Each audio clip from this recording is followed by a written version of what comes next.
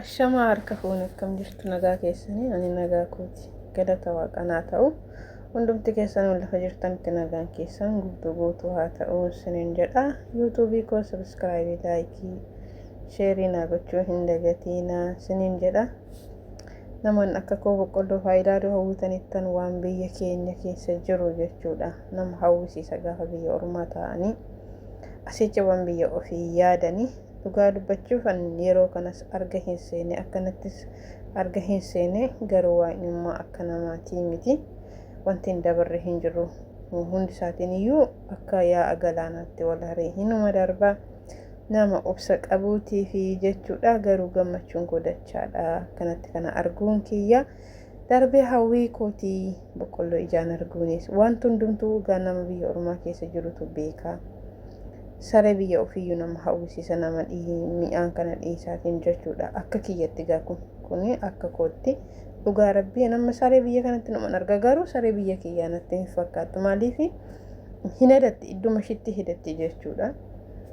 Wanna biyya ofii hinuma yaadu jechuufinani warroon akka koo yaaddanii jirtanillee ijumaan ilaalaa itti bohaaraa.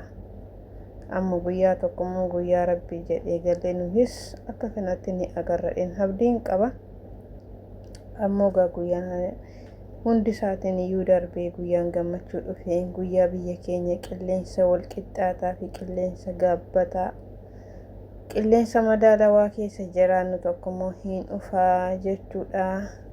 Na warri qaamaan bira jiran kun akkanatti irra naanna'anii ilaallatu. Ammoo galata rabbii hundu harka rabbii jira. Harka rabbiin ta'e kun hundiniyyuu galata rabbii jechuudha. Gaafa haala ulfaataa keessa jirani waan darbamu hin fakkaatu. Garuu gaafa bira darban immoo lakkaa hin darbamaa. Hankanaan olii yoo namatti dhufe namni obsa qabu keessa hinuma darbaa jedhamee of amansiisama jechuudha. Ammoo galata rabbiin haa ta'u carraa kana argachuun waan guddaadha. Isiniin jedha gammachuun koo baay'ee waan ta'eef gammachuu koo ibsachuu barbaadeni. Ammoo guyyaa tokko gallee cabsannes nyaanne ijaanis agarree keessi keenya itti gammadee waa hundaa siyaa galatu yaa rabbi jechaa jiraanna. Guyyaan maan dhufa akkasiin isiniin jedha. Warri maamila naaf hin taane maamila naa ta'a. Maamila walii taanee walaa jajjabeessinu. Lafa kamittiyyuu wal bukkee dhaabbannu. Turtii gaarii lafa nagaa jiraadha. Waan gaarii dhagaa argaa.